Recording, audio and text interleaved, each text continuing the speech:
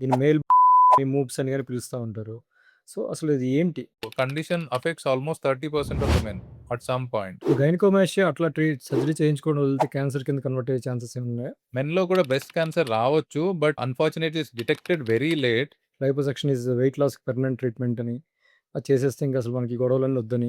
Liposuction వల్ల weight loss అనేది అవ్వదు. లైపోసక్షన్ అంటే సింపుల్‌గా చెప్పాలంటే సకింగ్ ఔట్ ద ఫ్యాట్. లైపోసక్షన్‌తో ఫ్యాట్ తీసేయొచ్చు అని చెప్పి బాడీలో మొత్తం తీసేయడానికి ఉండదు. ఒక సెషన్‌కి ఎంత పర్సెంటేజ్ ఆఫ్ బాడీ వెయిట్ సంబంధించిన ఫ్యాట్ తీయొచ్చు? ఎంత BMI దాటిన వాళ్ళు లైపోసక్షన్‌కి ఎలిజిబుల్. జనాలు ఎట్లా తయారయ్యారంటే ఇప్పుడు నా దగ్గర డబ్బులుంది కాబట్టి నేను ఏమైనా చేసుకోవచ్చు అనేది ఒక మెంటాలిటీ వచ్చేస్తుంది. ఈ హెయిర్ లాస్ గాని, హెయిర్ థిన్నింగ్ గాని, డాండ్రఫ్ గాని. నేను ఊళ్ళో ఉన్నంత వరకు బాగుండింది సార్ నా హెయిర్. హైదరాబాద్‌కొచ్చిన తర్వాత ప్రాబ్లమ్ అయింది. హెయిర్ ఊడిపోతుంది. ఎప్పుడు మినాక్సిడిల్ ఫినాస్టైడ్ ఇవ్వాలి? అలాగే ఎప్పుడు హెయిర్ ట్రాన్స్‌ప్లాంట్‌కెళ్ళాలి? చాలా మంది వచ్చి డైరెక్ట్‌లీ నాకు హెయిర్ ట్రాన్స్‌ప్లాంట్ కావాలని అడుగుతారు. హెయిర్ లాస్ అసలు నిజంగా ఉందా? టర్కీ కూడా ఎళ్ళొచ్చినట్టున్నారు. సో, ఏంటి డిఫరెన్స్ యాక్చువల్లీ ఇక్కడికి, అక్కడికి? వాళ్ళు బాగా మార్కెట్ చేసి ఇట్ హస్ మేడ్ లైక్ ఏదో అదే హెయిర్ ట్రాన్స్‌ప్లాంట్ హబ్ లాగా క్రియేట్ చేశారు. హెయిర్ ట్రాన్స్‌ప్లాంటేషన్ చేస్తే క్యాన్సర్ వచ్చేస్తదని. హెయిర్ ట్రాన్స్‌ప్లాంట్ చేయడానికి ఏదైతే వాడతామో ఇవన్నీ ఇన్‌స్టాంట్ సిక్స్ ప్యాక్స్ కోసం అని చెప్పి అసలు మిగతా కష్టాలేమొద్దు మనకి డైరెక్ట్ లైపోసక్షన్ చేసి సిక్స్ ప్యాక్ వచ్చేస్తదనే టైప్‌లో అప్రోచ్ అవుతున్నారు డాక్టర్స్ కూడా. ఇల్యూజన్ క్రియేట్ చేస్తున్నాం గానీ it's not per say actual apps. Apps వచ్చేసాయి ఇప్పటికి చాలింకా. నెక్స్ట్ రోజు నుంచి ఆర్డర్ బిర్యానీ పెట్టేసి వారం రోజుల్లో మళ్ళీ యాప్స్ అన్నీ కరిగిపోతాయి. చాలా మంది ఈ ట్రాప్‌లో పడిపోయి రకరకాల ఆయిల్స్ యూజ్ చేస్తారు. వాటితో తగ్గిపోతదని. నాకు ఆయిల్ వల్లే హెయిర్ లాస్ మొత్తం ఆగిపోతది అనుకుంటే అందరికీ హెయిర్ ఉంటది. That is not the case. ఈరోజు మనతో ప్లాస్టిక్ సర్జన్ అండ్ కాస్మెటాలజిస్ట్, మీ అందరూ చూసుంటారు, మన పాడ్కాస్ట్ చూస్తున్న వాళ్ళందరికీ సుపరిచితులే, doctor Guruprasad Reddy, who also actually transform many lives. So, welcome back Guru. Hi Kiran. The reason మనం లాస్ట్ టైం అనుకున్నట్టు ఓన్లీ మెన్ ఫోకస్ చేస్తా విల్ డూ ఏ పాడ్కాస్ట్ అని ఎందుకంటే బికాజ్ ఆ ఏజ్‌లో ఒకటి కన్‌ఫ్యూజన్ ఉంటది during teenage and even later అంటే బియాండ్ టీనేజ్‌లో కూడా ఏమవుతదంటే people in their early 20s also men in their 20s they don't have that idea that వాళ్ళకున్న condition can be addressed without any major issues. అంటే simple మనం ఇప్పుడు discuss చేసిపోయే టాపిక్స్‌లో సింప్లెస్ట్ లైక్ హెయిర్ లాస్ అవ్వచ్చు, బాల్డ్‌నెస్ అవ్వచ్చు, గైనకోమాస్టియా అవ్వచ్చు. అపార్ట్ ఫ్రమ్ ద ఇవన్నీ ఆండ్రాలజీ ఇష్యూస్ ఏవైతే ఉంటాయో వీటితో పాటు అంటే మెన్‌కి by default I think they don't express themselves more or they don't share things more ఎవరితోటి.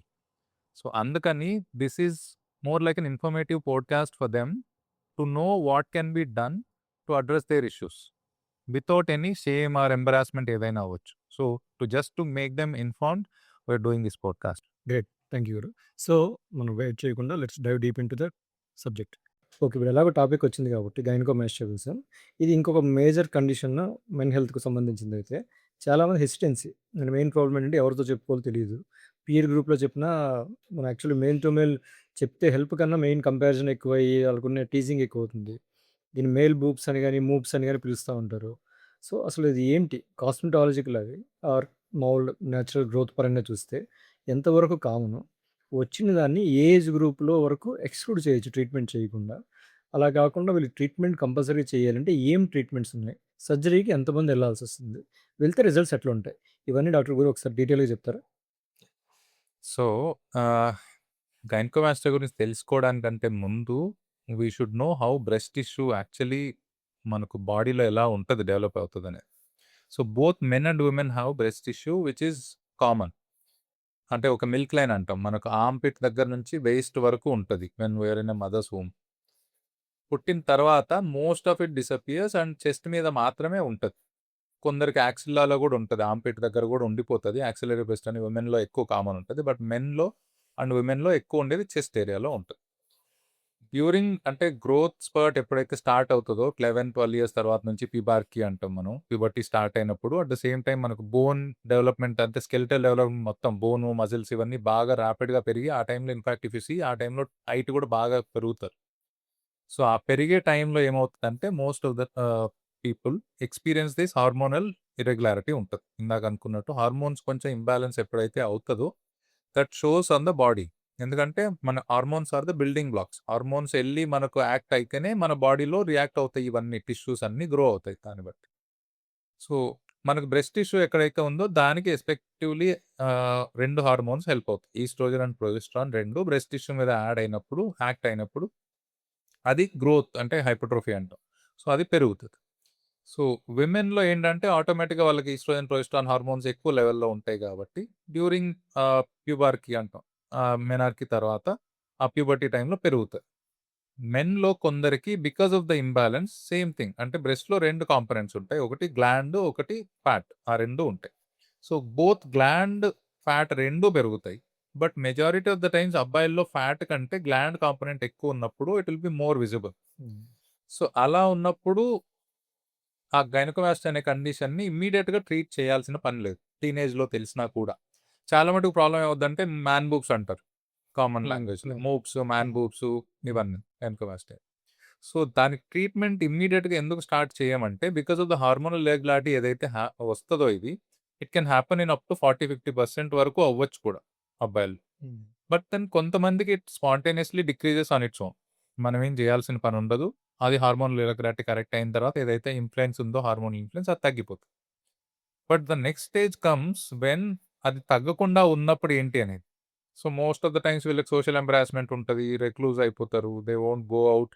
సోషల్‌గా మింగిల్ అవ్వరు. స్కూల్‌కెళ్ళడానికి చాలామంది ఆలోచిస్తారు. కాలేజెస్‌లో టీ షర్ట్స్ ఏసుకోవడానికి, స్విమ్ జేయడానికి, ఈవెన్ బయట బీచ్‌కెళ్ళడానికి గూడా దే డోంట్ గో. ఈవెన్ ఎళ్ళినా గూడా మొన్న ఒక అబ్బాయికి చేశాను. Young fellow. He is almost 14 years. Hmm. So, ఆ అబ్బాయికి we had to do surgery because I don't usually encourage ఆ ఏజ్‌లో సర్జరీ చేయడానికి. But then we had to do because he was very afraid of going to school and getting teased. Is so, అలాంటప్పుడు will have to do a surgery. And parents also have to focus on their kids.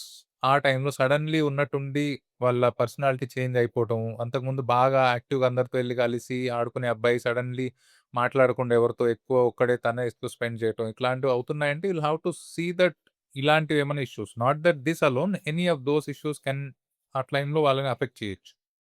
And especially puberty అనేది it's a important time. ఎందుకంటే mental health పరంగాను వాటన్నిటికి ఆ ఏజ్‌లో వచ్చిన ఎక్స్‌పీరియన్స్‌లు they will carry them forever. So, అందుకని they will have to be extra cautious. So, ఇమ్మీడియేట్‌గా సర్జరీ వీలైనంత అవాయిడ్ చేస్తాము. If it's not to a greater extent అంటే హైయర్ గ్రేడ్ లేకుండా గ్రేడ్ 1, 2 ఉంటే వెయిట్ చేయడం అనేది చెప్తాము. Till the complete at least teenage అంతా అయిన తర్వాత will wait. Usually 1-2 years observation చేసి అస్సలు తగ్గట్లేదు అనుకుంటే then surgery is an option. Hmm. So, అందుకని gynaecomastia is a simple surgery చేయడానికి కూడా. And also condition affects almost 30% of the men at some point. అంటే ఏదో ఒక ఏజ్‌లో. So, hmm. అట్లాంటప్పుడు it's a very common problem. 30% major number actually. ఎగ్జాక్ట్‌లీ 1/3 అంటే hmm. 1 in at least ah! 3 or 4 is getting affected. ఈ సో, సర్జరీ ఎంతసేపు like అంటే ఏం చేస్తారు ఎగ్జాక్ట్‌లీ సర్జరీలో? గైనకోమాస్టియా అదే surgery? First we make a small hole in the armpit. Hmm. ఎందుకంటే అంతకుముందు చెస్ట్ సైడ్‌లో చేసేవాళ్ళం. But that was leaving visible scars. Hmm. అంటే అట్‌లీస్ట్ 2 సైడ్‌లు ఈక్వల్‌గా కనిపిస్తుంటే hmm. Obviously people will make out surgery అయింది. Hmm. So, we are putting the scar in the armpit so that విజిబుల్‌గా ఉండదక్కడ. సెకండ్ థింగ్ ఫస్ట్ ఇన్ఫిల్ట్రేషన్ అంటే fluid infiltrate చేస్తాం. So, hmm. దానివల్ల ఏంటంటే బ్లీడింగ్ మాక్సిమం కంట్రోల్ అవుతుంది. హ్మ్. సెకండ్ పార్ట్ వన్స్ ఆ fluid అంతా ఇన్ఫిల్ట్రేషన్ అయిన తర్వాత we wait for some time and then start the liposuction. Hmm. Liposuction వల్ల ఏంటంటే ఆ బ్రెస్ట్ గ్లాండ్ చుట్టూతో ఉన్న ఫ్యాట్ అంతా ఆల్మోస్ట్ తీసేయగలం. హ్మ్. అది తీసేసిన తర్వాత ఓన్లీ గ్లాండ్ మిగిలిపోతది. ఫ్యాట్ అంతా తీసేసిన తర్వాత. హ్మ్. ఆ గ్లాండ్ ఒక్కటి యూజువల్లీ తీయడానికి we make a small cut around the nipple. Nipple కింద సైడ్ కట్ చేసేసి హ్మ్.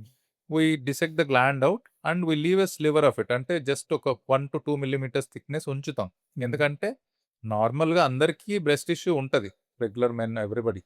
సో, కంప్లీట్‌గా తీసేయడం వల్ల ఏమవుద్దంటే ఇట్ విల్ బికమ్ ఒక సాసర్ డిఫార్మిటీ అంటాం actually. It will hmm. Be like a కప్పులో ఓకే. సాసర్‌లో ఎట్లా అంటే మధ్యలో షాలో ఉంటదో హ్మ్. అట్లా అయిపోతది. అందుకని అది అవ్వకుండా we leave a bit of breast gland under the nipple. So that it look normal and natural. Hmm. So, surgery అయిన తర్వాత ఒక 6 మంత్స్ తర్వాత you will have to tell somebody that నాకు సర్జరీ అయిందని. Otherwise nobody will notice. అందుకని అంత simple surgery and with almost negligible scar. And it boost 0 lot of confidence. Exactly. అంటే hmm. ఎందుకంటే ఇవన్నీ మీ లైఫ్‌నేం అఫెక్ట్ చేయవు. It's only affecting your mental health. Hmm. So, అలాంటప్పుడు why do you want to face suffer. Unnecessary? ఇప్పుడు gynaecomastia అట్లా surgery చేయించుకొని వదిలితే క్యాన్సర్ కింద కన్వర్ట్ అయ్యే ఛాన్సెస్ ఏమైనా ఉన్నాయా? మెన్‌లో కూడా బ్రెస్ట్ క్యాన్సర్ రావచ్చు. But unfortunately it's detected very late. And అవ్వడం కూడా దేవుడి దయ వల్ల ఏంటంటే ఇట్స్ వెరీ ఏమంటారు rare in men having breast breast cancer. Cancer. So, ఎందుకంటే ఒకటి మనకు అంత అమౌంట్ ఆఫ్ గ్లాండ్ ఉండదు బ్రెస్ట్‌ది. హ్మ్. సెకండ్ థింగ్ ఏంటంటే వచ్చే కండిషన్స్ కూడా వెరీ రేర్. బ్రెస్ట్ క్యాన్సర్ రావటానికి కూడా. అంటే there are other syndromes associated అట్లాంటి వాళ్ళకి there is more chance. But then ఆ సిండ్రోమ్ కూడా వెరీ రేర్. సో అందుకని men are lucky in that aspect because breast gland ఎక్కువ ఉండదు కాబట్టి బ్రెస్ట్ క్యాన్సర్‌లు అవన్నీ ఏమి ఉండవు. గైనకోమాస్టియాలో ఏం కాంప్లికేషన్ ఏమి ఉండదు. అందుకనే చెప్తాం. It's not like an emergency surgery or immediate surgery కాదు. Because it's affecting your other issues అంటే హెల్త్ ఇష్యూస్ కాకుండా మెంటల్ హెల్త్ ఇవన్నీ అఫెక్ట్ అవుతాయి కాబట్టి కాన్ఫిడెన్స్ ఇష్యూస్. దానివల్ల సర్జరీ చేసుకోవడం. ఇప్పుడు లైపోసక్షన్ అంటే ఏంటి? లైపోసక్షన్‌కి ఏం చేస్తాం యాక్చువల్లీ? అంటే చాలామందికి ఒక కాన్ఫిడెన్స్, ఒక నోషన్ ఉంది. లైపోసక్షన్ ఈజ్ వెయిట్ లాస్‌కి పెర్మనెంట్ ట్రీట్మెంట్ అని. అది చేసేస్తే ఇంక అసలు మనకి గొడవలన్నీ వద్దని. ఈ మధ్యన రీసెంట్‌గా ఏంటంటే డయాబెటిస్ గట్రా కంట్రోల్ చేయాలని, సెంట్రల్ ఫ్యాట్ తీయాలని ఇట్లా ఉన్నాయి. అసలు లైపోసక్షన్‌లో ఏం చేస్తాం? ఎంత వెయిట్ ఉన్నోళ్ళకి చేయొచ్చు? ఎన్ని ఫేజెస్‌లో చేయొచ్చు? ఇవన్నీ ఒకసారి డీటెయిల్‌గా చెప్తారా? సో లైపోసక్షన్ అంటే సింపుల్‌గా చెప్పాలంటే sucking out the fat. So మన బాడీలో ఎంత ఫ్యాట్ తీసేయొచ్చు అనే దానికి మళ్ళీ ఒక లిమిట్ ఉంటది. అంటే లైపోసక్షన్‌తో ఫ్యాట్ తీసేయొచ్చు అని చెప్పి బాడీలో మొత్తం తీసేయడానికి ఉండదు. దీంట్లో బేసిక్ కాన్సెప్ట్ ఏంటంటే 2 కైండ్స్ ఆఫ్ ఫ్యాట్ ఉంటది మన బాడీలో. Visceral fat and subcutaneous fat అంటాం. విసరల్ ఫ్యాట్ అనేది మన బాడీ లోపల ఆర్గాన్స్ చుట్టూతా అంటాం. అంటే మన పేగులు చుట్టూతా అవ్వచ్చు, లోపల ఆర్గాన్స్ లివర్ చుట్టూతా, వీటి చుట్టూతా there is again layer of fat which is called as visceral fat. The second one is subcutaneous fat. మన స్కిన్ కింద ఉంటది. అంటే మన కండరాల పైన స్కిన్ కింద ఉండేదాన్ని సబ్క్యూటేనియస్ ఫ్యాట్ అంటాం. సో లైపోసక్షన్ ద్వారా మనం అడ్రెస్ చేయగలిగేది ఓన్లీ సబ్క్యూటేనియస్ ఫ్యాట్‌ని మాత్రమే చేయగలం. విసరల్ ఫ్యాట్‌ని చేయడానికి అవ్వదు. ఎందుకంటే స్కిన్ కింద ఉండే ఫ్యాట్ మాత్రమే తీయగలం అంటారు. అంతే. ఎగ్జాక్ట్‌లీ. స్కిన్ కింద ఉన్నది తీయగలం. అంతకంటే లోపలికెళ్తే పేగుల్లోకెళ్తాం కాబట్టి అదంతా హెల్త్‌కి మంచిది కాదు కాబట్టి చేయకపోవడం బెటర్ అది. సో లైపోసక్షన్ ద్వారా ఆ సబ్క్యూటేనియస్ ఫ్యాట్‌నంతా అడ్రెస్ చేయొచ్చు. చేసిన తర్వాత ఏమవుతదంటే మన కాంటూర్ ఎలా అయితే కావాలో దాన్ని we can address in that aspect. అంటే కొందరికి బాడీ అంతా బావుంటది ఫిట్‌గా. ఓన్లీ పొట్ట చుట్టూతా మాత్రమే ఉంటది. అంటే మనకు ఏమంటారు ఇప్పుడు మన రోల్స్ అంటాం వాటిని యాక్చువల్లీ చాలా మందిలో. విమెన్‌లో అయితే ఎస్పెషల్లీ బ్రా రోల్స్ అని అంటాము. ఇట్లా లవ్ హ్యాండిల్స్ అంటాం ఇట్లా. ఈవెన్ మెన్ కూడా సేమ్ థింగ్. మెన్‌లో ప్రాబ్లమ్ ఏంటంటే మోస్ట్ ఆఫ్ ద టైమ్స్ మిగిలిందంతా బానే ఉంటది. మన ఆర్మ్స్ గాని, థైస్ అన్నీ బానే ఉంటది. అబ్డోమెన్ చుట్టూతా చాలా మటుకు డిపాజిట్ అవుతది. ఎందుకంటే పొట్ట అందరికీ ఉంటది ఎంతో కొంత. బట్ దెన్ ఎంత వర్కౌట్ చేసినా అది తగ్గదు. ఎందుకంటే ఒకటి అందులో రెసిస్టెంట్ ఫ్యాట్ అంటాం. సో పొట్ట చుట్టూ ఉన్న ఫ్యాట్‌తో అదే problem. This is the last fat that will metabolise. మీరు బాడీలో మిగిలిన ఫ్యాట్ అంతా కరిగిపోయిన తర్వాత గాని ఇది కరగదు. ఎందుకంటే ఎవల్యూషన్ అలా డిపాజిట్ చేసింది కాబట్టి, అందుకని ఆ మిగిలిన ఫ్యాట్ అంతా మెటబలైజ్ అయిన తర్వాత గాని ఇది కరగదు. సో అందుకని the only way to address that is liposuction easily. Liposuction వల్ల ప్రాబ్లమ్స్ ఉండవా అంటే చిన్న చిన్న ప్రాబ్లమ్స్ ఉంటాయి. లైఫ్ థ్రెటనింగ్ ప్రాబ్లమ్స్ ఎప్పుడొస్తాయంటే if you are having liposuction done for wrong reasons. Like ఇప్పుడు నా దగ్గరకు మొన్న ఒకాయన వచ్చారు. హి ఈస్ 120 124 ఉన్నారు కిలోస్. సో ఆయనొచ్చి నేను ఆల్మోస్ట్ ఒక 20, 25 కిలోస్ తగ్గుదాం అనుకుంటున్నాను. నాకు లైపోసక్షన్ చేస్తారా? అగైన్ ద బిగ్గెస్ట్ మిత్ ఇందాక అనుకున్నట్టు లైపోసక్షన్ వల్ల వెయిట్ లాస్ అనేది అవ్వదు. దానివల్ల ఓన్లీ మీకు ఇంచ్ లాస్ అంటాం. So because your base circumference తగ్గుతది. అట్‌లీస్ట్ 2-3 ఇంచెస్ మినిమమ్ తగ్గించొచ్చు. Minimum on an average. దానికంటే ఎక్కువ కూడా తగ్గియొచ్చు. Depends on the amount of fat we can take out at one set. So దానివల్ల ఇంచ్ లాస్ అవుతది గానీ వెయిట్ లాస్ ఎప్పుడు అవ్వదు. సో అందుకని can only take out a certain amount of fat per session. అదొక్కటి గుర్తుపెట్టుకోవాలి. Otherwise liposuction is a decent enough procedure, safe enough procedure and it addresses a lot of issues. అంటే ఇప్పుడు ఆర్మ్‌లో కొంతమందికి only arms బల్కీగా ఉంటాయి. Only thighs కొందరికి బల్కీగా ఉంటాయి. సాగీ skins ఉంటాయి. So అట్లాంటి వాళ్ళకి ఓన్లీ ఆ కన్సర్న్డ్ ఏరియాస్ మాత్రమే కావాలి మాకు కరెక్షన్ ఇంకేమీ అవసరం లేదనుకునే వాళ్ళకి it's a simple day care procedure. Again gynaecomastia surgery లానే ఇది జస్ట్ వచ్చామా ఒక హాఫ్ అన్ అవర్, 1 అవర్‌లో ఆ ప్రిపరేషన్ అంతా అయిపోతది. Surgery depends on the area. మనం ఒక 2 అవర్స్ అలా పట్టొచ్చు. తర్వాత ఒక 2 అవర్స్ రికవరీ ఉంటది అంతే. After that you can go home happily. Compression garments ఒకటి వాడతా ఉండాలి. Apart from that it's not a big procedure per se. And లైపోసక్షన్‌లో అడ్వాంటేజ్ ఏంటంటే అంత సివియర్ పెయిన్ అలా ఏం గూడా ఉండవు. Because we're only taking out the fat. We're not cutting the skin much ఇక్కడ.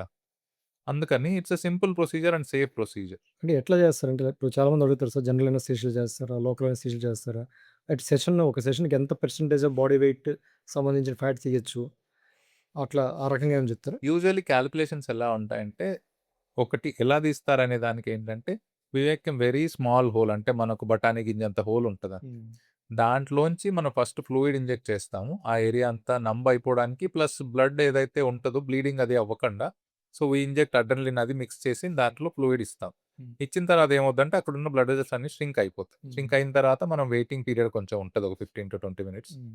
తర్వాత we start doing the liposuction. Hmm. ఆ లైపోసక్షన్ చేసేటప్పుడు ఆ ఫ్యాట్ ఏదైతే ఉందో అదంతా సకౌట్ అయిపోతది. సో, అదర్‌వైజ్ మనకు నెక్స్ట్ ఏంటంటే ఎంత తీయొచ్చనేది. ఎంత తీయొచ్చనేది safe upper limit is around 5-10% of the body weight hmm. మధ్యలో ఉంటది. హ్మ్. సో, ఇప్పుడు సపోజ్ ఒక 70 కేజీస్ అలా ఉంటే ఒక అరౌండ్ 5-6 లీటర్స్ సేఫ్‌గా తీయొచ్చు. బియాండ్ దట్ యూజువల్లీ ప్రిఫర్ చేయం. ఎందుకంటే ఎక్కువ అమౌంట్‌లో ఫ్యాట్ తీస్తే దానివల్ల ఎలక్ట్రోలైట్స్ డిస్టర్బ్ అవ్వడం ఇదంతా ఉంటది. హ్మ్. అందుకని. కొంతమందికి అవసరం ఉంటే కొంచెం ఎక్కువ చేయొచ్చు. But then that is rare circumstance. దానివల్ల ఏదైనా ఫంక్షనల్ ఇష్యూస్ అంటే కొందరికి ఓన్లీ ఒక ఏరియాలో ఎక్కువ ఉండడం వల్ల ఆ పార్ట్‌లో బ్యాక్ పెయిన్ రావటమో ఇట్లాంటివి ఏమైనా ఇష్యూస్ అట్లాంటి ఫంక్షనల్ ఇష్యూస్ ఉంటే we don't mind taking a little more. But then observation ఉంచాలంటాం. ఒక రోజు అబ్జర్వేషన్ ఉంచి నెక్స్ట్ రోజు డిశ్చార్జ్ చేస్తాం. అలా ఉంటది. అదర్‌వైజ్ లైపోసక్షన్‌లో పెద్దగా కాంప్లికేషన్స్ అంటూ ఎక్స్‌పెక్ట్ ఏం చేయం యూజువల్‌గా. టోటల్ అంటే మినిమమ్ ఎంత బాడీ వెయిట్ కన్నా ఎక్కువ ఉండేవాళ్ళు లేదా BMIతో చూసుకుంటే ఆ! ఎంత BMI దాటిన వాళ్ళు లైపోసక్షన్‌కి ఎలిజిబుల్. అదేంటంటే మన దగ్గర ప్రాబ్లమ్ ఏంటంటే జనాలు ఎట్లా తయారయ్యారంటే ఇప్పుడు నా దగ్గర డబ్బులుంది కాబట్టి నేనేమైనా చేసుకోవచ్చు అనేది ఒక మెంటాలిటీ వచ్చేస్తది. హ్మ్. ప్రాబ్లమ్ ఏంటంటే if you have money that doesn't mean you are ready to get any surgery done అట్లాంటిది. హ్మ్. కొంతమందొస్తారు నాకు వెయిట్ ఎక్కువున్నాను బట్ దెన్ నాకు లైపోసక్షన్ గావాలి అని. హ్మ్. BMI ఎందుకు ఇంపార్టెంట్ అవుతదంటే బికాస్ మీకు అంత డిఫరెన్స్ రాదు ఒకటి BMI ఎక్కువున్నప్పుడు మీ టోటల్ BMIలో ఆర్ వెయిట్‌లో. సెకండ్ థింగ్ మీ కాంటూర్ అంత డిఫరెన్స్ కనిపించదు గూడా. మీరు సపోజ్ 100, 120 కిలోలుండి for your height you are supposed to be 60, 65, 70. మీరొక 30, 40 కిలోస్ ఎక్కువున్నప్పుడు you are not an ideal candidate for liposuction. ఎందుకంటే నేను లైపోసక్షన్ చేసినా మీకు హ్మ్. అంత విజిబుల్ రిజల్ట్ కనిపియదు. Hmm. If you are only probably ఒక 10% ఆఫ్ ద ఏమంటారు BMIకి అటు ఇటు ఉంటే then you are a good candidate. So, అంతకంటే ఎక్కువుంటే ఇట్ వోంట్ మేక్ సెన్స్. మీకు లైపోసక్షన్ చేయటం వేస్ట్ అవుతది అనవసరంగా. ఎందుకంటే దానివల్ల మీకు రిజల్ట్ కనిపియదు. Hmm. Second thing you are not getting any benefit out of it. Okay. So, but absolutely doesn't make any sense. అంటే మీరు చెప్పేదేంటి లైపోసక్షన్ వెయిట్ రిడక్షన్ కోసం కాదు. It's more of shape reforming surgery. Exactly. Contouring అంతే. హ్మ్. మీ body హ్మ్. Contours మార్చుకోవడానికి మాత్రమే లైపోసక్షన్ హెల్ప్ అవుతది. ఇప్పుడు లైపోసక్షన్ కోసం చూస్తే ఈ మధ్యన ఇన్‌స్టాంట్ సిక్స్ ప్యాక్స్ కోసం అని చెప్పి అసలు మిగతా కష్టాలేమొద్దు మనకి డైరెక్ట్ లైపోసక్షన్ చేసి సిక్స్ ప్యాక్ వచ్చేస్తదనే టైప్‌లో అప్రోచ్ అవుతున్నారు డాక్టర్స్ వాళ్ళు. అది ఎంతవరకు నిజం? అసలు నిజంగా అలా చేయగలమా? అసలేంటి దాని యాహ్! హెచ్‌డీ లైపో అనేది ఇట్స్ బీన్ దేర్ చాలా ఏళ్ల నుంచి ఉంది హెచ్‌డీ హ్మ్. లైపోసక్షన్ అనేది. హ్మ్. అంటే it's about playing between light and shadows అంటాం. హ్మ్. అంటే మనకు సింపుల్ ఎక్కడ అంటే మనకు అబ్డోమెన్ కొందరికి చాలా మటుకు డీసెంట్‌గానే ఉంటది. అంటే బల్జ్ లేకుండా కొంచెం రీజనబుల్‌గా ఫ్లాట్ ఉన్న వాళ్ళకేంటంటే మనం మధ్యలో గ్రూవ్స్ లాగా చేస్తాం. హ్మ్. గ్రూవ్స్ లాగా చేసి రిమైనింగ్ ఏరియాస్‌లో ఫ్యాట్‌ని వదిలేస్తాం. హ్మ్. దానివల్ల ఇట్స్ లైక్ ఎన్ ఆర్టిఫిషియల్ ఏమంటారు విజిబిలిటీ యాబ్స్ ఉన్నట్టు కనిపిస్తది. హ్మ్. మజిల్ యాక్చువల్లీ ఎక్కడైతే ఇన్సర్షన్స్ ఉంటాయో ఆ ఏరియాస్‌లో ఎక్కువ గ్రూవ్స్ క్రియేట్ చేస్తాము. సో దట్ ఆ ఏరియాస్ కర్వ్ వచ్చేస్తాయి లోపలికి. హ్మ్. మిగిలిన ఫ్యాట్ అట్లానే ఉండిపోతది. హ్మ్. సో దానివల్ల ఒక ఇల్యూజన్ క్రియేట్ చేస్తున్నాం గానీ it's not per say actual abs. ఎందుకంటే మనం యాక్చువల్‌గా యాబ్స్ తీపియాలంటే మన మజిల్ అంత బల్జెస్ మజిల్. రావాలి. హ్మ్. మజిల్ బల్జెస్ లేవు గానీ ఓన్లీ ఫ్యాట్ తోటి బల్జెస్ క్రియేట్ చేస్తాం ఫ్యాట్స్‌తో కిందకి. స్టిచెస్ చేసినట్టుగా. స్టిచెస్ అంటే లేదు. అది ఫ్యాట్ బల్జెస్ వదిలేయడం వల్ల ఆ ఫ్యాట్ బల్జ్ అయ్యి మజిల్ లాగా అనిపిస్తదంతే. బట్ లుక్ మాత్రం అట్లే ఉంటది. లుక్ మాత్రం యాబ్స్ లానే ఉంటది. మళ్ళీ అది కొన్ని రోజులైతే మళ్ళీ అది కాంటూర్ మారిపోవడం, అదే షేప్ మన వల్ల యాస్ యూజువల్ అంటే హ్మ్. Simple thing. హ్మ్. యాబ్స్ వర్కౌట్స్ ద్వారా తెచ్చుకోగలగడం ఈస్ ఎ డిఫరెంట్ థింగ్. చాలా ఎఫర్ట్ పెట్టాలి. కానీ మనం బిర్యానీ తినాలి, అదే సిక్స్ ప్యాక్ అంటున్నాను. రావాలి. మన వాళ్ళేంటంటే యాబ్స్ వచ్చేసాయి ఇప్పటికి చాలింకా. నెక్స్ట్ రోజు నుంచి ఆర్డర్ బిర్యానీ పెట్టేసి వారం రోజుల్లో మళ్ళీ యాబ్స్ అన్నీ కరిగిపోతాయి. తినాల్సిందే. సో, అందుకని you will have to maintain the same level of fitness అవన్నీ తర్వాత కూడా మెయింటైన్ చేసుకోగలగాలి. హ్మ్. అలా చేసుకుంటేనే రిజల్ట్ ఉంటది. ప్రీ సర్జరీ కాంప్లెయిన్స్ మీరు బాగుండి మోటివేటెడ్ ఉంటేనే మీరు సర్జరీకి అంటే హ్మ్. మోటివేటెడ్ యాస్ ఇన్ సర్జరీ చేయించుకోవడం వరకే కాదు. That is only 50% of the job. మిగిలిన 50% you will have to keep doing the exercises అవ్వచ్చు, డయట్ అన్ని రెస్ట్రిక్షన్ ప్రాపర్‌గా ఫాలో అయ్యి హ్మ్. అన్నీ చేసుకుంటేనే ఆ రిజల్ట్ లాంగ్ లాస్టింగ్ ఉంటది. లైపోసక్షన్ చేయించుకున్నాము 6 నెలలకే మళ్ళీ వచ్చేసిందంటే అది దట్ ఈస్ హ్మ్. లైపోసక్షన్ అప్పుడు ఫ్యాట్ తీస్తాం అంతే. మిగిలినవి ఇంట్లో కూర్చొని మేము తినకుండా ఆపలేం గదా! యాహ్! దట్ ఈస్ ఓన్లీ మీ ఏమంటారు విఘ్నత మీద ఉంటదది. చేయించుకున్న తర్వాత you'll have to maintain the result. లేకపోతే వేస్ట్ ఆఫ్ సర్జరీ ఆల్సో. ఇప్పుడు హెయిర్ లాస్ ఇవన్నిటితో వచ్చి జిమ్‌కెళ్ళే వాళ్ళకి ఒకటి హెయిర్ లాస్. ఇంక టీనేజర్స్ నుంచి స్టార్ట్ అయితే వాళ్ళకి బాడీ ఆర్డర్ గూడా మారిపోతుంటది. సో, బాడీ ఆర్డరు ఎందుకు మారుతది? అంటే హార్మోనల్ ఇష్యూస్ అవ్వచ్చు, ఏవైనా అవ్వచ్చు. దాని తర్వాత వాళ్ళకొచ్చే రేర్ కండిషన్స్ అంటే వాళ్ళకి ఆహ్, ఈ హెయిర్ లాస్ గాని, హెయిర్ థిన్నింగ్ గాని, డాండ్రఫ్ గాని వీటి కోసం మనకొకసారి చెప్తారా? సీ ఎప్పుడైనా మన బాడీలో hormones play a lot of roles. అందులో ఒకటి ఇందాక మనకున్నట్టు ప్యూబర్టీలో ఏంటంటే మన బాడీ స్ట్రక్చర్ మారడానికి, మస్కులోస్కెలిటల్ అదంతా ఫ్రేమ్‌వర్క్ పెరగడానికి ఇవన్నిటికి important. At the same time అందులో మనకు ఆర్మ్‌పిట్స్‌లో గ్లాండ్స్ ఉంటాయి. స్వెట్ అండ్ సెబేషియస్ గ్లాండ్స్ ఇవన్నీ హ్మ్. ఉంటాయి. So, hormones also affect their action. So, అందులో సెక్రీషన్ ఎలా మారుతది? ఇప్పుడు ప్యూబర్టీ వచ్చేటప్పటికి మన సీబేసియస్ గ్లాండ్ యాక్టివిటీ పెరుగుతది. హ్మ్. టెస్టోస్టెరాన్ వీటి వల్ల. సో, ఆ సెబేసియస్ గ్లాండ్ యాక్టివిటీ పెరగడం వల్ల పింపుల్స్ రావడం, యాక్నే ఇవన్నీ కామన్. సో, అలా మల్టిపుల్ రీజన్స్ ఉంటాయి హార్మోన్స్ యాక్షన్ వల్ల గూడా. బట్ బాడీ ఆర్డర్ మారడం కంటే it's more like the hormones ఏవైతే అఫెక్ట్ చేస్తాయో గ్లాండ్స్‌ని వాటి వల్ల వచ్చే ప్రాబ్లమ్సే ఉంటాయి. And second bacterial infection bacteria అక్కడ బ్రేక్ డౌన్ చేస్తది ఆ సీబమ్‌ని. హ్మ్. దానివల్ల మోర్ లైక్ ద స్మెల్ వస్తది గానీ per se if you are maintaining good hygiene ఇలాంటి ఇష్యూస్ ఏమి ఉండవు యూజువల్‌గా. హ్మ్. హెయిర్ లాస్ ఇప్పుడుంది. ఇప్పుడు హెయిర్ లాస్ ఎర్లీ యంగ్ ఏజెస్‌లో కూడా స్టార్ట్ అవుతుంది. హెయిర్ గ్రేయింగ్‌తో పాటు యంగ్ ఏజెస్‌లో హెయిర్ థిన్ అవ్వటం, హెయిర్ లాస్ అవ్వటం. సో, దానికి తీసుకోవాల్సిన ప్రికాషన్స్ గాని, ట్రీట్మెంట్స్ గాని ఏంటి? హెయిర్ లాస్‌కి యూజువల్లీ మెయిన్‌లీ చెప్పేది 2, 3 కారణాలే ఉంటాయి. టీనేజ్‌లో పెద్దగా స్ట్రెస్ ఫ్యాక్టర్ ఉండదు కానీ అఫ్‌కోర్స్ ఇప్పుడు ఉన్న జనరేషన్‌లో అందరికీ స్ట్రెస్ హ్మ్. ఉంటుంది right from school yeah! Age నుంచి గాని. But then mainly genetic factors ఒకటి, dietary factors, other thing is stress. Hmm. Genetic factor is something which మీరు, నేను ఎవరు మార్చలేరు దేవుడు తప్ప. సో, అది మన పేరెంట్స్‌తో పాటు మనకు ఆ జెనెటిక్స్ జీన్స్ వచ్చాయి కాబట్టి వాటిని మార్చడానికి ఏం లేదు. ఎందుకంటే పేరెంట్స్ సైడ్‌లో ఒకవేళ బాల్డ్‌నెస్ ఉంటే mother or fathers there is a higher tendency to get bald అవ్వడానికి హైయర్ స్కోప్ ఉంటుంది. Hmm. But then when it comes to other factors diet and stress మనం మార్చుకోగలిగినది. ఓకే. సో, స్ట్రెస్ వల్ల కూడా ఆటోమేటిక్‌గా గ్రేయింగ్ అది అయ్యే ఛాన్స్ ఎక్కువుంటది. ఆ హ్మ్. డైటరీ డెఫిషియన్సీల వల్ల కూడా. సో, ఇవన్నీ మనం కాలిక్యులేట్ చేసుకుంటే you can actually find a cause. ఇప్పుడు ఎవరైనా ఒకళ్ళు హెయిర్ లాస్‌తో వస్తే ఇంపాక్ట్ సింపుల్ లాజిక్ ఏంటంటే చాలామంది చెప్తుంటారు. నేను ఊళ్ళో ఉన్నంత వరకు బాగుండింది సార్ నా హెయిరు. హ్మ్. హైదరాబాద్‌కొచ్చిన తర్వాత ప్రాబ్లమ్ అయింది. హెయిర్ హ్మ్. ఊడిపోతుంది. హ్మ్. అప్పుడు ఏం చేయొచ్చంటే ఒకటి దేర్ ఆర్ ఓన్లీ 2 ఫ్యాక్టర్స్. అంటే ఆఫ్‌కోర్స్ జాబ్ ఏం మారకుండా ఇవన్నీ ఏం లేకుండా సేమ్ వర్క్ అన్నీ ఉన్నప్పుడు ఏమవుద్దంటే you can point to 2 factors. ఒకటి మీ స్ట్రెస్ సేమ్ ఉంది. ఫుడ్ మారుండొచ్చు. హ్మ్. ఇంకో third important thing which most of the times miss is water. మనం చేసే హెడ్ బాత్ చేసే వాటర్‌లో గూడా హార్డ్ వాటర్ ఉంటే ఎక్కువ there is again chance that your hair loss will be more. So, ఇట్లాంటప్పుడు ఏం చేస్తామంటే పిన్ పాయింట్ చేసేది అప్పుడు 2 ఒకటి డైట్ ఏమన్నా మారిందా ఊళ్ళో ఉన్నప్పటికి ఇప్పటికి? హ్మ్. లేదు ఇక్కడ పీజీలో ఉంటున్నాను, వర్కింగ్ హాస్టల్‌లో ఉన్నాను. ఇట్లా ఉన్నప్పుడు obviously food won't be the same quality as ఇంట్లో ఉన్నట్టు. సో, అట్లాంటప్పుడు వి టెల్ మీ డైట్‌లో న్యూట్రిషన్ మార్చుకోవడం ఇవన్నీ. So, next thing water. అక్కడిక్కడికి మీ వచ్చే వాటర్ హార్డ్ వాటరా, సాఫ్ట్ వాటరా అది చూసుకోవాలి. హార్డ్ వాటర్ వల్లే అనేది if it's finalized we advise them to RO water use చేసుకోండి. ఆర్ఓ వాటర్ తోటి at least for the head bath మొత్తం బాత్ హ్మ్. చేయాలంటే వాడు హ్మ్. మూసేసుకుంటాడు ఆర్ఓ వాటర్. హ్మ్. సో, అట్‌లీస్ట్ కనీసం హెడ్ బాత్ చేయడానికైనా you can use that soft water అని. అట్లాంటివి. So, you have to identify the factors which is causing the hair loss. దాన్ని బట్టి ట్రీట్మెంట్ చేసుకోవాలి. ఇప్పుడు హెయిర్ లాస్‌కి స్టెప్ వైస్ ట్రీట్మెంట్ తీసుకుంటే, ఇప్పుడు స్టార్టింగ్ ఫ్రమ్ మినాక్సిడిల్ నుంచి స్టార్ట్ చేస్తాం మనం. మినాక్సిడిల్, ఫినాస్టిడ్ ఇవ్వడం నుంచి. ఎప్పుడు మినాక్సిడిల్, ఫినాస్టిడ్ ఇవ్వాలి? ఎప్పుడు సప్లిమెంట్స్ ఇవ్వాలి? ఎప్పుడు పీఆర్‌పీ ఇవ్వాలి? అలాగే ఎప్పుడు హెయిర్ ట్రాన్స్‌ప్లాంట్‌కెళ్ళాలి? ఇవి ఒకసారి బ్రేక్ చేసి చెప్తారా? సో, మంచిది ఎందుకంటే చాలా మంది వచ్చి డైరెక్ట్‌లీ నాకు హెయిర్ ట్రాన్స్‌ప్లాంట్ కావాలని అడుగుతారు. హ్మ్. సో, ఇదెలా ఉంటదంటే పిల్లోడు పుట్టంగానే నాకు హ్మ్. కారు కొనియాలన్నట్టు ఉంటది. హ్మ్. సో, అదెట్లా అంటే you can't bypass all the steps. So, hmm. ఎప్పుడైనా first based on your grade first thing. ఎప్పుడైనా వచ్చినప్పుడు అసెస్‌మెంట్ ఉంటది. There are several grades of baldness. Hmm. So, మనం చూసుకునేదేంటంటే ఫస్ట్ ఏ గ్రేడ్ ఆఫ్ బాల్డ్‌నెస్‌లో ఉన్నారో ఒకటి చూడాలి. If it's very early usually teenage తర్వాత 20స్‌లో గూడా కొందరికి స్టార్ట్ అవుతాయి బాల్డ్‌నెస్. అంటే హ్మ్. సైడ్స్, ఫ్రంట్‌తో పాటు సైడ్స్ కొంచెం థిన్నింగ్ అవుతది. హ్మ్. అది ఎంతవరకు గ్రేడ్‌లో ప్రోగ్రెస్ అవుతుందనేది ఒకటి చూసుకోవాలి. దాన్ని బట్టి next we have to assess. Hair లాస్‌కి ఏమైనా కాజెస్ ఉన్నాయా? హ్మ్. పేరెంట్స్‌లో అంటే ఫ్యామిలీలో ఎవరికైనా ఉందా ఆల్రెడీ? అదొకటి చెక్ చేసుకోవాలి. మీ స్ట్రెస్ లెవెల్, మీ వర్కింగ్ ప్యాటర్న్, మీరు ఏ ఫుడ్ తింటున్నారు, ఇవన్నీ అసెస్ చేసుకోవాల్సుంటాయి. ఇవన్నీ ఫ్యాక్టర్స్ అసెస్ చేసుకున్న తర్వాత there is an identifiable cause we have to treat that first. హ్మ్.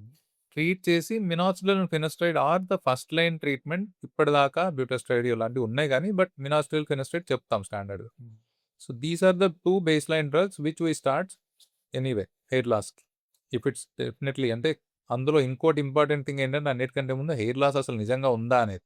అటువంటి పాయింట్ ఒక 100 హెయిర్స్ మనం ఒక ఏరియాలో తీసుకుంటే, ఒక 4-5 హెయిర్స్ అట్‌లీస్ట్ రెస్టింగ్ ఫేజ్‌లో ఉంటాయి. షెడ్డింగ్ ఫేజ్‌లో కొన్నుంటాయి. ఒక 80-85 మాత్రమే గ్రోయింగ్ ఫేజ్‌లో ఉంటాయి. హ్మ్. సో, 100 హెయిర్స్‌కి 100 హెయిర్ పెరుగుతా ఉండవు. ఆ 10-15 హెయిర్ ఏవైతే షెడ్డింగ్ ఫేజ్‌లో ఉన్నవి, రెస్టింగ్ ఫేజ్‌లో ఉన్నవి they won't be visible on the outside. ఆ షెడ్డింగ్ ఫేజ్‌లో ఉన్నవి కింద కనిపిస్తాయి మీకు. హ్మ్.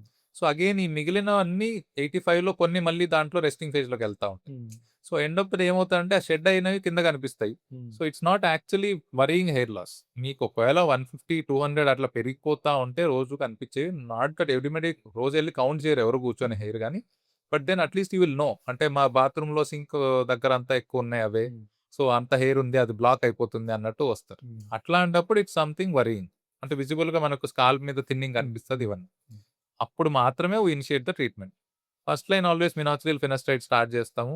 Second line you go to the next level. ఏంటంటారు ఈ జీఎఫ్సీలు గాని, పీఆర్పీలు గాని ఇవన్నీ. థర్డ్ లెవెల్ వచ్చేటప్పుడు సప్లిమెంట్స్. యూజువల్లీ ఈ లెవెల్ ఆఫ్ పవర్ అంటే ఒక్కోటి ఎంత బెనిఫిట్ వస్తదనే దాన్ని బట్టి.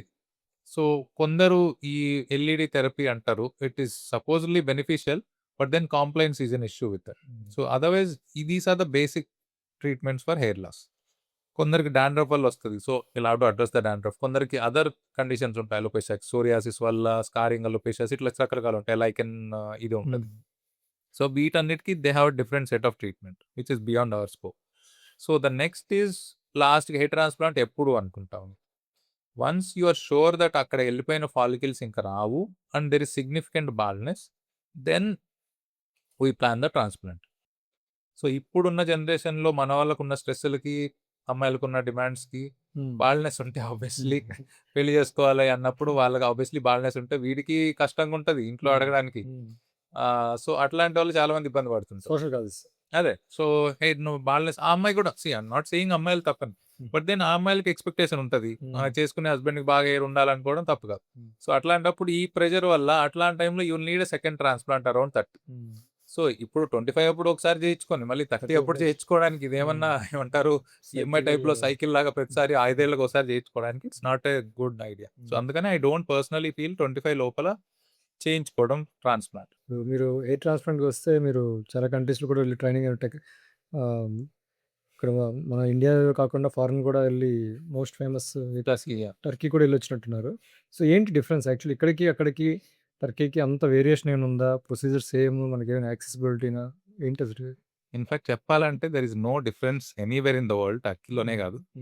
టెక్నిక్ వైస్ కూడా almost close to last 15 years నుంచి there is no new advancements made in the technique. The same technique has been used. అదే టెక్నిక్ వాడుతున్నారు అందరూ ప్రపంచంలో. There is nothing new. Only thing టర్కీలో ఏంటంటే ఒకటి యాక్సెసిబిలిటీ అవ్వచ్చు. మోస్ట్ ఆఫ్ ద యూరోపియన్ కంట్రీస్‌కి దగ్గరవుతది. కాస్ట్ వైస్ యూరోప్‌లో ఆర్ యూఎస్‌లో అయ్యేదానికంటే తక్కువ అవుతది సిగ్నిఫికెంట్‌గా. Second thing marketing. వాళ్ళు బాగా మార్కెట్ చేసి ఇట్ హస్ మేడ్ లైక్ ఏదో అదే హెయిర్ ట్రాన్స్‌ప్లాంట్ హబ్ లాగా క్రియేట్ చేశారు. But it's not the case. ఇండియాలో ఎన్నో చోట్ల రోజుకి అంటే మినిమమ్ ఇప్పుడు లక్షల్లో అవ్వచ్చు. ఒక ఐడియల్ హెయిర్ ట్రాన్స్‌ప్లాంటేషన్ సెంటర్‌కెళ్ళాలంటే ఏ ఫ్యాక్టర్స్ చూడాలి? ఒకటి simple thing it has to be a dermatologist or plastic surgeon. This is non negotiable. ఎవరితో అయినా చేయించుకోవడం అనేది ఇట్స్ అప్ టు యూ గానీ but you have to get it done by dermatologist or plastic surgeon. ఆ 2 మాత్రం non negotiable. Second thing రెండోది చూసుకోవాల్సింది which centre are you getting it. Accredited centre ఉండాలి. సెకండ్ థింగ్ అందులో ఐడియల్‌గా ఇప్పుడు నార్మ్స్ ప్రకారం అయితే you need to have an operation theatre setup in the clinic. Proper అలా స్టెరిలైజేషన్ ఉన్నప్పుడే అలా ఉన్నప్పుడే చేసుకోవాలి. That is something which has to be looked into. Because most of the places ఒక చిన్న రూమ్‌లో కూడా చేయొచ్చు. కాంప్లికేషన్ అవ్వనంత వరకు everybody is happy. But when it something తేడా కొడితే goes wrong your life is at risk. Why do you want to do that? It is a very simple procedure and straightforward procedure. అట్లాంటి దాన్ని మనం if you are putting దాంట్లో కూడా risk తెచ్చుకుంటున్నామంటే it's our mistake. Yeah! అందుకని will have to make sure ఎవరితో చేయించుకుంటున్నాం అనేది will have to always cross check. ఎక్కడ చేయించుకుంటున్నాం అనేది. ఈ 2 ఇంపార్టెంట్. ఇప్పుడు కొన్ని డౌట్స్ ఉన్నాయి. జనరల్‌గా హెయిర్ ట్రాన్స్‌ప్లాంటేషన్ చేస్తే క్యాన్సర్ వచ్చేస్తదని. మీరన్నట్టు స్కిన్ బ్రెయిన్ లోపలికి ఇన్ఫెక్షన్ వస్తది. ఎంతవరకు నిజం అది? Absolutely wrong. మనం ఏం చేస్తున్నాం మనకు మామూలుగా వ్యాక్సిన్ ఏసిన దగ్గర ఎప్పుడైతే ఏమైనా ప్రాబ్లమ్స్ వస్తాయో అట్లానే ఇది కూడా. It's just we're injecting local anaesthesia into that. ఆ లోకల్ అనస్థీషియా ఎఫెక్టే కొన్ని గంటల్లో మన బాడీలోంచి వెళ్ళిపోతది. సో, ఇంకా మనం చేసిన స్లిట్స్ ఇవైతే హెయిర్ ట్రాన్స్‌ప్లాంట్ చేయడానికి ఏదైతే వాడతామో ఇవన్నీ వితిన్ ఒక 1 డేలో క్లోజ్ అయిపోతాయి. So, there is nothing permanent అనేది అసలు దాంట్లో క్యాన్సర్ రావడం వదిలేసేయండి. ఒక వారం తర్వాత మీరు చూస్తే అక్కడ ఏమైనా సర్జరీ అయిందా అన్నట్టు ఉంటది ఆ ఏరియా. అలాంటప్పుడు హౌ డు యూ ఎక్స్‌పెక్ట్ క్యాన్సర్‌లు ఇలాంటివి రావడం అనేది అబ్సల్యూట్‌లీ ఇంపాసిబుల్. ఇప్పుడు ఇదే హెయిర్ లాస్ కోసం చూస్తే చాలామంది ఈ ట్రాప్‌లో పడిపోయి రకరకాల ఆయిల్స్ యూజ్ చేస్తారు. వాటితో తగ్గిపోతదని చాలా బ్రాండ్స్ వచ్చాయి. అదొక పెద్ద ఇన్వెస్ట్‌మెంట్ ఇదైపోయిందది. సో ఎలా నమ్మాలి? ఏ ఆయిల్స్ వాడాలి? ఏం మినిమమ్ కేర్ ఏం తీసుకోవాలి హెయిర్ లాస్‌కి దీనికి See, సంబంధించి? మనకు ఆయిల్ వల్లే హెయిర్ లాస్ మొత్తం ఆగిపోతది అనుకుంటే హ్మ్. అందరికి హెయిర్ ఉంటది. హ్మ్. That is not the case. హ్మ్. ఇప్పుడు బాల్డ్‌నెస్ ఉన్నోళ్ళందరూ ఆయిల్ కొనుక్కోలేనోళ్ళైతే కాదు కదా! కాదు. ట్రాన్స్‌ప్లాంటేషన్ కోసం వచ్చేవాడంటే ఆయిల్. ఇప్పుడు లక్షల్లో ఖర్చు పెట్టి ట్రాన్స్‌ప్లాంట్ చేయించుకోగలిగినోడు హ్మ్. వేలల్లో డబ్బులు పెట్టి హెయిర్ ఆయిల్ కొనుక్కోలేరా? హ్మ్. సో, మరి ఎందుకు వాళ్ళందరూ హెయిర్ ఆయిల్ వాడకూడదని ఏమన్నా ఉందా? అది టెస్ట్ చేయాలన్నా పూర్తిగా బట్టతల ఉండేవాడి మీద టెస్ట్ చేయాలి. హెయిర్ వస్తుందో లేదో అని. తర్వాత మిగతా అది రివర్స్. అబ్సల్యూట్‌లీ ఏమంటారు ఇట్స్ మార్కెటింగ్ జిమ్మిక్ తప్ప ఏం లేదు. ఎందుకంటే ఆయిల్ ఎక్కడికెళ్ళాలి? హ్మ్. హెయిర్ ఫాలికల్‌కి నిజంగా న్యూట్రిషన్ అందాలంటే స్కిన్ కింద నుంచి రావాలి. హ్మ్. ఆయిల్ స్కిన్ పైనే ఉంటది. స్కిన్ లోపలికి ఎళ్ళలేదు. హ్మ్. మరి అలా అయితే బాడీలో మనం పూసుకున్న ఆయిల్ అంతా లోపలికెళ్తే ఫ్యాట్ అందరూ లోపల హ్మ్. లీటర్లు హ్మ్. ఫ్యాట్ పెరిగిపోవాలి. హ్మ్. హ్మ్. సో, అసలు absolutely that is something which has to B ఏమంటారు కంట్రోల్డ్. కంట్రోల్ గాదు. దాన్ని బ్యాన్ చేయాల్సినంత హ్మ్. పని ఉంటది.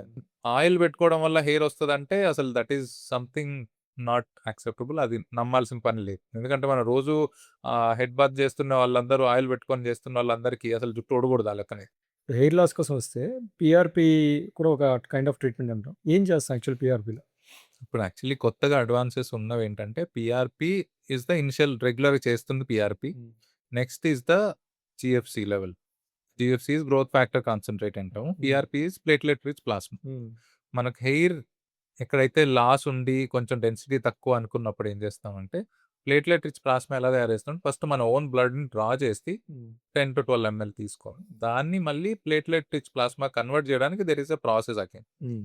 సో, ఆ ప్రాసెస్ తర్వాత అంటే సెంట్రిఫ్యూజ్ చేసి దాంట్లో మళ్ళీ రియేజెంట్స్ యాడ్ చేసిన తర్వాత అందులోంచి we get the plasma which is having high concentration of hmm. Platelets. ఐడియల్‌గా చెప్పేదేంటంటే at least 3-4 times of the base line level. Hmm. Suppose మన ప్లేట్లెట్ కౌంట్ యూజువల్లీ 1.4-4 లాక్స్ దాకా రఫ్‌లీ ఉంటది. హ్మ్. సో, రఫ్‌లీ సపోజ్ మీది ప్రిపరేషన్ ఒక 2 లాక్ ఉందనుకుందాం. హ్మ్. సో, ఐడియల్‌గా అయిపోయిన తర్వాత ప్లేట్లెట్ రిచ్ ప్లాస్మా వచ్చిన తర్వాత మనం ఐడియల్‌గా అయితే చెక్ చేయగలిగితే రెండిటికి అట్‌లీస్ట్ 3-4 టైమ్స్ ఉండాలి. హ్మ్. బేస్ లైన్ లెవెల్‌కిను పైన మనం వచ్చిన ప్లాస్మాకి. అలా ఉంటేనే ఇట్స్ ఎన్ ఎఫెక్టివ్ మెథడ్. ఆ ప్లేట్లెట్ రిచ్ ప్లాస్మా మనం ఇంజెక్ట్ చేసినప్పుడు ఏమవుద్దంటే అక్కడైతే డెన్సిటీ తక్కువుందో అక్కడ ఆ ఫ్యాక్టర్స్ రిలీజ్ అవుతాయి. There are different factors. Vascular endothelial growth factor అంటాము. ఇట్లా ఎపిథెలియల్ గ్రోత్ ఫ్యాక్టర్ ఇవన్నీ చాలా ఉంటాయి. హ్మ్. సో, ఈ ప్లేట్లెట్ డిరైవ్డ్ గ్రోత్ ఫ్యాక్టర్స్ ఇలా చాలా ఉంటాయి. ఇవన్నీ రిలీజ్ అవ్వడం వల్ల అక్కడ న్యూట్రిషన్ ఎక్కువ బెటర్ అయ్యి హెయిర్‌కి ఆటోమేటిక్‌గా గ్రోత్ అదే డెన్సిటీ పెరుగుతది. థిక్‌నెస్, హెయిర్ ఫాల్ కూడా తగ్గుతది. దీంట్లో advance version is GFC. Hmm. ఎందుకంటే పీఆర్‌పీలో డిఫరెంట్ అమౌంట్స్ ఆఫ్ రియేజెంట్స్ ఇవ్వడం వల్ల ప్రాబ్లమ్ అయ్యేది. అంటే the output was not very standardised. Hmm. మనకొచ్చేది ఆ 3-4 టైమ్స్ అనేది రెగ్యులర్‌గా వచ్చేది కాదు. అందుకని జీఎఫ్‌సీ ఈస్ మోర్ స్టాండర్డైజ్ ఆ విధంగా. Hmm. Now the next thing is exosomes అంటాం. Exosomes is the newest technology. ఇంకా FDA approval to give the injection రాలేదు. Hmm. As a PRP, GFC లాగా మనం ఎక్సోసోమ్స్‌ని ఇంజెక్ట్ చేయకూడదు. యాస్ ఎ మైక్రో నీడ్లింగ్ అంటాం. అక్కడ జస్ట్ మైక్రో నీడ్లింగ్ చేసి అక్కడ వదిలేస్తే ఎక్సోసోమ్స్‌ని స్ప్రే లాగా దట్ విల్ గెట్ అబ్జార్బ్డ్ స్లోగా. సో, అందుకని ఓకే. ఇందాకటి క్వెషన్‌కి అదే. ఆయిల్ పెట్టుకుంటే అయిపోద్దా అంటే, హ్మ్. ఎందుకంటే హ్మ్. Unless you do micro needling అక్కడ హ్మ్. అండ్ అక్కడ సప్లిమెంట్స్ చేస్తే అందులో గూడా only some part of it goes inside. Yeah! అట్లా ఛానెల్స్ క్రియేట్ చేసి.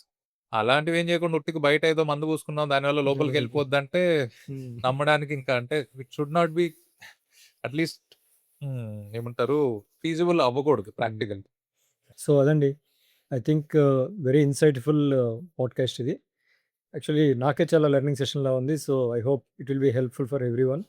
సో, బోల్డ్‌గా మాట్లాడాం. Without any judgments, without any shyness.